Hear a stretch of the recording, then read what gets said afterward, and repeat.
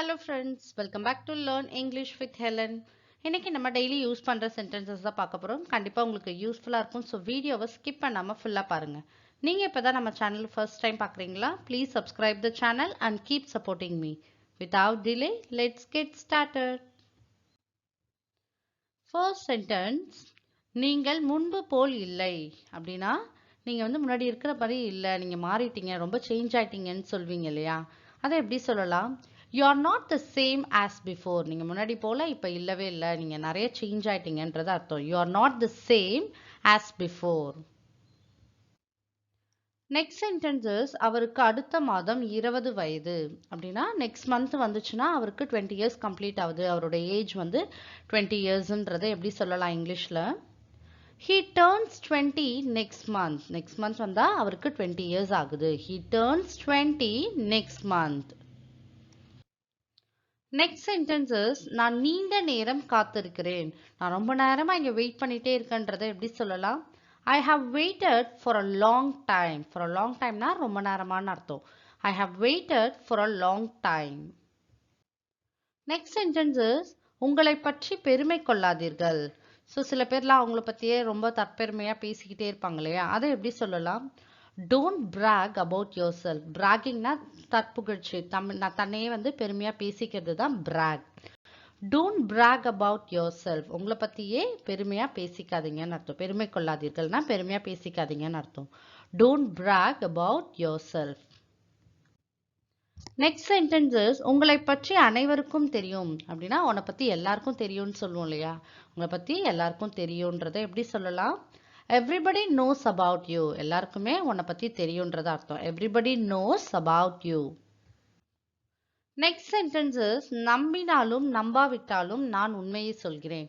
நான் உண்மையை தான்ப்பா பேசுறேன், நீ நம்பினாலும் சரி நம்பலனாலும் பரவாயில்ல, நான் உண்மையை தான் பேசுறேன்.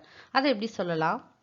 Believe it or not, I'm telling the truth. I'm telling the truthனா நான் உண்மையை தான் பேசுறேன். Believe it or notனா நீங்க நம்பினாலும் சரி நம்பலனாலும் பரவாயில்லன்றது அர்த்தம். Believe it or not, I'm telling the truth.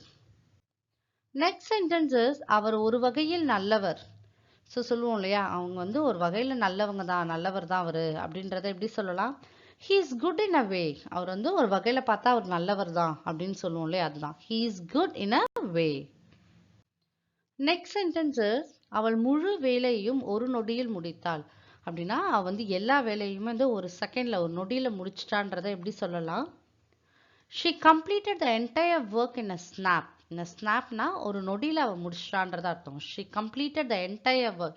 Entire workனா எல்லா ஒர்க்குமேன்னு அர்த்தம். She completed the entire work in a snap. அவ எல்லா வேலையுமே ஒரு நொடியில முடிச்சிட்டா. நெக்ஸ்ட் சென்டென்சஸ், உனக்கு தூக்கம் வருகிறதா? உனக்கு ரொம்ப டயர்டா இருக்கா, உனக்கு தூக்கம் வருதான்னு கேட்போம் இல்லையா? அதை எப்படி சொல்லலாம்? Do you feel sleepy? அப்படின்னா உனக்கு தூக்கம் வருதான்னு அர்த்தம். Do you feel sleepy?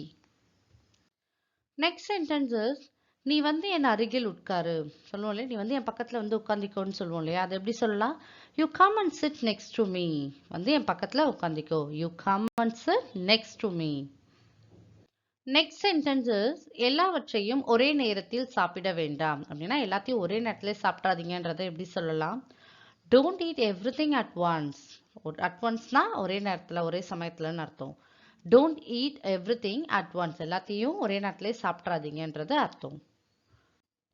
Next sentences, என்னை கத்த வைக்காதே. என்னை கத்த வைக்காதீங்க, ஏன் எனக்கு தொல்லை பண்றீங்க, என்னை ஏன் கோவப்படுத்துறீங்க, என்னை கத்த வைக்காதீங்கன்னு சொல்லுவோம் இல்லையா? அதை எப்படி சொல்லலாம்? Don't make me to shout. என்னை கத்த வைக்காதீங்க. Don't make me to shout.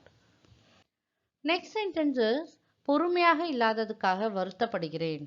நான் இந்த விஷயத்தை ரொம்ப பொறுமையாக ஹேண்டில் பண்ணிக்கிறோம், ரொம்ப கோவப்பட்டுட்டேன், பொறுமையாக இல்லாதனால நான் ரொம்ப வருத்தப்படுறேன்னு சொல்லுவோம் இல்லையா? அதை எப்படி சொல்லலாம்? I regret being impatient. பேஷண்ட்னா ரொம்ப அமைதியாக பொறுமையாக இருக்கிறது, impatientனா பொறுமை இல்லாமல் இருக்கிறது. I regretனா வருத்தப்படுறது. I regret being impatient. Next sentences, இப்ப சொல்லி பிரயோஜனம் இல்லை. இப்ப சொல்லி எந்த பிரயோஜனமும் இல்லைன்னு சொல்லுவோம் இல்லையா? அதை எப்படி சொல்லலாம்? No use in telling it now. இப்ப சொல்லி எந்த பிரயோஜனமும் இல்லை, எந்த யூஸும் இல்லைன்றது அர்த்தம். No use in telling it now. Next sentences, வராரான்னு பார்ப்போம், அவர் வராரான்னு பார்ப்போம், வெயிட் பண்ணி பார்ப்போம், அவங்க வராங்களான்னு பார்ப்போம்னு சொல்லுவோம் இல்லையா, அதுதான். Let's see if he comes. Let's see, பார்ப்போம் அவங்க வராங்களான்னு பார்ப்போம். Let's see if he comes. So my dear friends, definitely I hope this video will be useful for you. If you like this video, like and share with your friends and kindly subscribe the channel and keep supporting me. Thank you friends.